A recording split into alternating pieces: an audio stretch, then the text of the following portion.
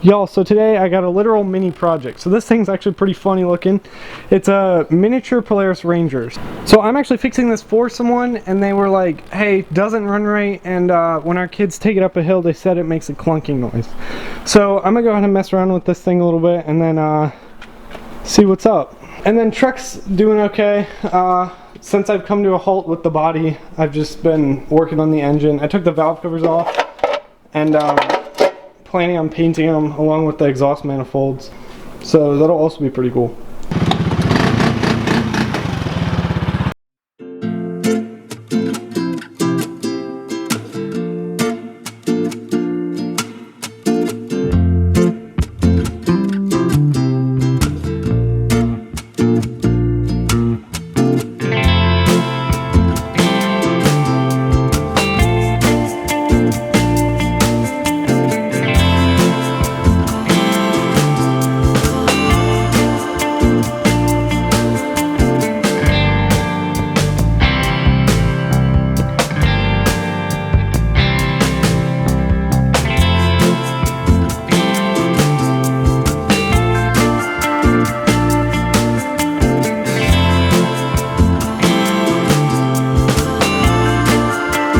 I ran out of sunlight. I ran out of sunlight pressure washing this thing yesterday.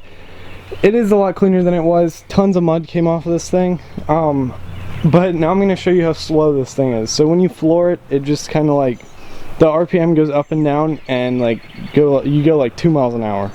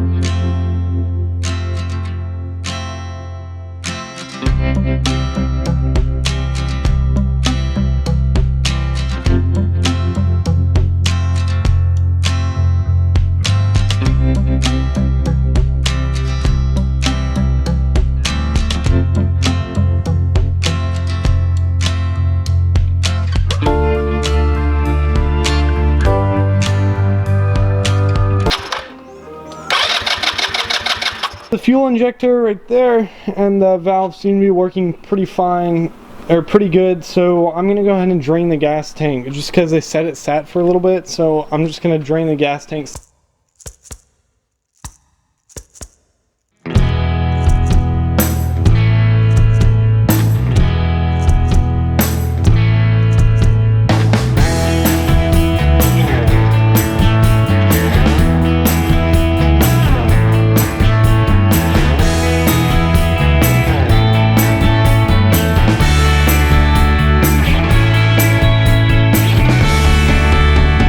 And the valve back in, and I actually put new seals on it just because the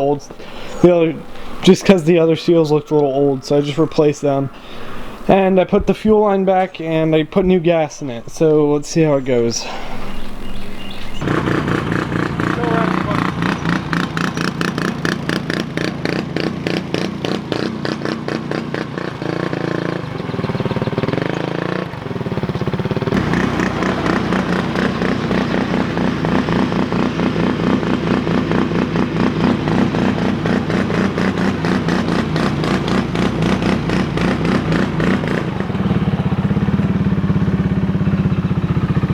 So I drove this around for like 10 minutes ish, and it only picked up like with the bad gas it was going like 7-ish miles an hour, and then it picked up to like 11.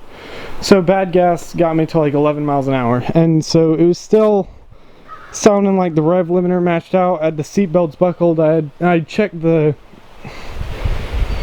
handbrake and the actual brake. I checked those to make sure it wasn't an issue with that. And what I thought it was This piece right here, which basically regulates the idle, and if that's broken then it'll only put in as much gas as it needs for idle, so when you floor it, it bogs down a lot and won't go very fast. So that's what I thought it was, so I messed around with that, I cleaned that out, still nothing. And I just decided to clean it again, and when I took the seat off to clean it again, I saw that the seat belt safety clips weren't put in, and I just was so sad. So I went up under this thing and I found this. Now these were tucked a little bit more up there, but what these go to is the seat belt. So when you plug in the seat belt, it registers, it's a safety feature, and it registers that you're buckled in, and so then you can go full speed. So this thing's safety feature, because it's a kid's, it will cut it off completely. So like, as you saw, it goes like 10 miles an hour and jerks back and forth. It's a terrible ride. So I got some zip ties. I'm gonna plug these things in and go ahead and ride this thing. And I'm kind of annoyed right now that it was just this, because I went through a couple hours of trying to figure out this stupid problem. So I went ahead and plugged those things back in and just tied them up there, and hopefully they don't get caught again. I think they just got caught on whatever they were driving through, and it just...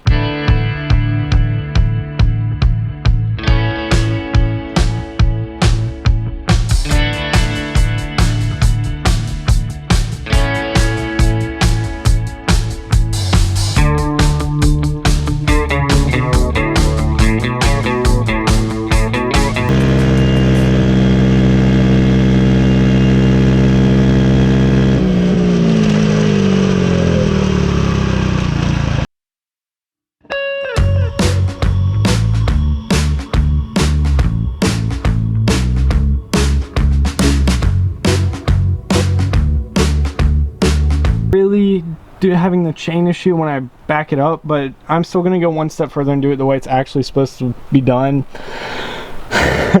So these things or control where the axle sits, and all you really have to do is just tighten these bolts. But this one bolt stripped, and that one was actually broken already, so I went ahead and ordered new ones, and I'm gonna put those in and just tighten the axle real quick. And technically, if I tighten the axle, I don't need this extra spring, but I'm just gonna go ahead and leave it just because it helps with the chain tensioner and all that, just because it still helps. So I'm just gonna go ahead and leave those and then put these new axle tighteners in. Y'all, so I went ahead and replaced both of these. You can't see that one, but everything's still loose, like this bolt and this bolt right here are both loose. But the ones that I replaced were like completely destroyed. Like this one's bent up and that one's just broken. But I'm gonna go ahead and tighten this bolt and that bolt, and then put another bolt on top of that to kind of lock it in place, and then go ahead and tighten the rest of it. So now I've tightened down everything on each side, and it seems to be okay. The chain is like really tight now, which is really good. I still left that extra spring in just for extra tension. It's not gonna hurt anything. So I'm gonna go ahead and take this thing for a ride and see if the chain pops or not. I don't want to do this thing, jeans.